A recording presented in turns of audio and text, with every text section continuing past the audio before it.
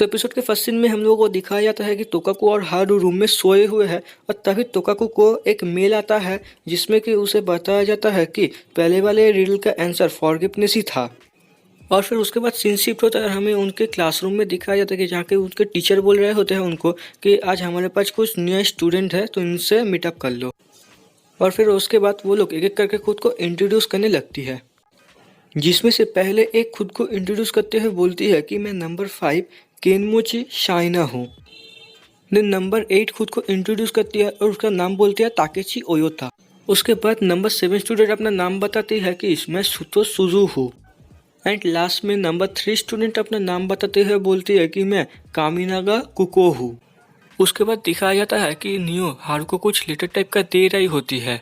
हारू वो देखने के बाद तोकाकू को एक मैसेज सेंड करके बताती है कि नियो ने उसको लंच के लिए इनवाइट किया है, क्या तुम भी मेरे साथ आना चाहोगे तोकाकू। फिर हमें दिखाया जाता है कि तोकाकू खिड़की के सामने खड़ी है और नियो आके उसकी पॉकेट से उसकी रुमाल निकल रही होती है और बोलती है कि ये तो बहुत प्यारा रुमाल है। तभी हारू पीछे से बोलती है कि मुझे लग रहा था कि तोकाकू के पास कोई रुमाल नहीं है, इसलिए मैंने उसको लास्ट नाइट दे दिया था। और फिर उसके बाद तोकाकू क्लास से निकल जाती है और हारू भी उसके पीछे पीछे जाने लगती है। फिर हमें उसके बाद दिखाया जाता है कि नियो क्लास में कुछ अनाउंसमेंट कर रही होती है, जहाँ पर कि वो बताती है कि आज रात को हमारे स्कूल के बिल्डिंग नंबर 198 में एक सीक्रेट ऑर्गेनाइजेशन मीटिंग होगा। अगर मिशन के बारे में और जानना चाहते हो तो जरूर आना। उसके बाद सीन शिफ्ट होता है और हमें तोकाकू को दिखाई जाती है जो कि छत पे बैठी होती है और तभी वहाँ पर हारू आती है जो कि उसको कुछ खाने के लिए देती है और उसके बाद वो दोनों अपने बीच में एक नॉर्मल बातें करने लगते हैं। छत पे बातें करने के बाद उन्होंने अपने घर में आ जाते हैं। तभी हारू तोकाकू से बताती है कि इनुकाई ने उसको बताया था कि उसके बाद कुछ अच्छा चाय है तो इसलिए उसने उसको टी पार्टी के लिए इन्वाइट किया। तभी तोकाकू को भी हारू इन्वाइट करता है लेकिन तोकाकू मना कर देता है। यही बोल के वो गेट से बाहर जा रही होती है लेकिन तभी इनुकाई आ जाती है और वो तोकाकू से पूछती है क्या तुम आज हमें ज्वाइन नहीं कर रहे हो। लेकिन तोकाकू कुछ न बोल के वहाँ से चली जाती है और बाहर गार्डन में जाके ट्रेनिंग करना शुरू कर देती है। उसके बाद हमें हारू को दिखाई जाती है जो कि इजुकी से बोल रही होती है कि इजुकी ये वाला नाम तुम्हें लगता नहीं है कि बॉयज जैसा नाम है। तभी इजुकी बोलती है कि चाय ठंडा हो रहा है। तभी वो आगे बताती है कि ये वाला नेम उसको उसके मॉम से मिला है। तो उसके बाद हारू से पूछता है अच्छा नेम है ना। उसके बाद हारू बताती है कि तुमने मुझे अब सोचने के लिए मजबूर कर दिया है कि तुम्हारा मॉम का नेम क्या है, इजुको। तो इनुकाई तब बताती है कि इजुके।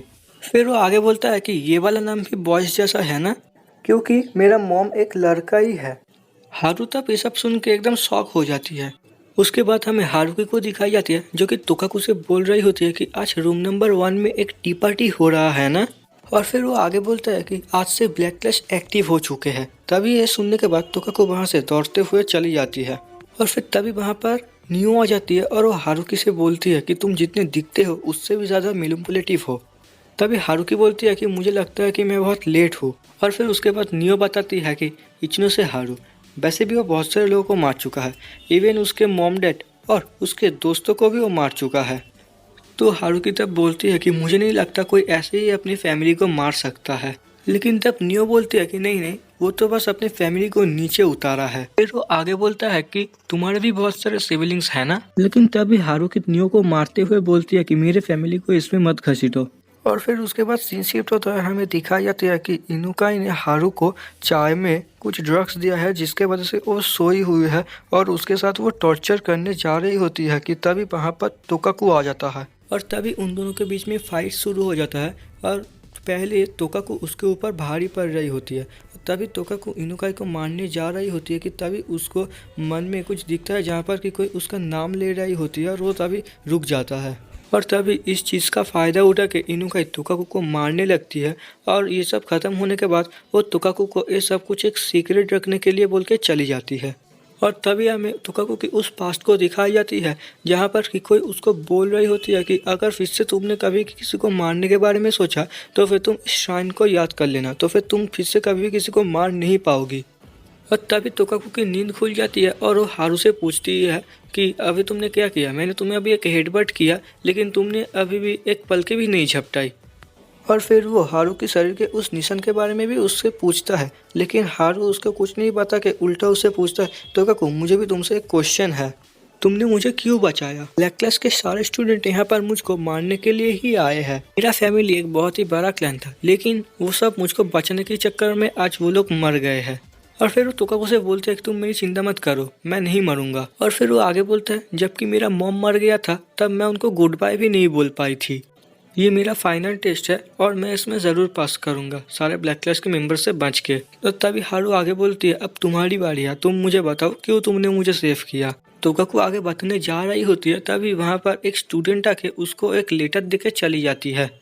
और फिर सीन शिफ्ट होता है और हमें नियो को दिखाई जाती है, जो कि उन लोगों का मीटिंग शुरू करने वाली होती है। लेकिन उससे पहले स्टूडेंट नंबर 11, जिसका नाम की हनात्सुबा सुमेरिको होती है, वो खुद को इंट्रोड्यूस करती है। और फिर नियो अपनी बातों को कंटिन्यू करके अब कुछ भाषण देने लगता है और हमें ब्लैक क्लैश के सारे रूल्स के बारे में बताया जाता है, जिसमें कि पहला रूल होता है कि जो भी सबसे पहले टारगेट को मार पाएगा वो जो चाहेगा उसको वही रिवॉर्ड में दिया जाएगा। और फिर हमें सेकेंड रूल के बारे में बताया जाता है, जो कि होता है कि ब्लैक क्लैश के मेंबर्स को छोड़ के बाहर का कोई भी इसमें इन्वॉल्व नहीं हो सकता। उसके बाद हमें थर्ड रूल के बारे में बताया जाता है कि जो कि होता है कि जो लोग टारगेट को मारने में फेल होंगे और जो लोग सेकेंड रूल को भी ब्रेक करेंगे उनको इमीडिएटली निकाल दिया जाएगा। और फिर उसके बाद नियो वहाँ पर सब लोगों को वो रूल वाला कार्ड एक एक करके देने लगता है। उसके बाद तोकाकू वहाँ पर आ जाता है और वो तोकाकू को भी एक देता है, लेकिन तोकाकू उसको लेके फाड़ देता है और बोलती है कि मैं किसी को भी हारू को मारने नहीं दूंगी।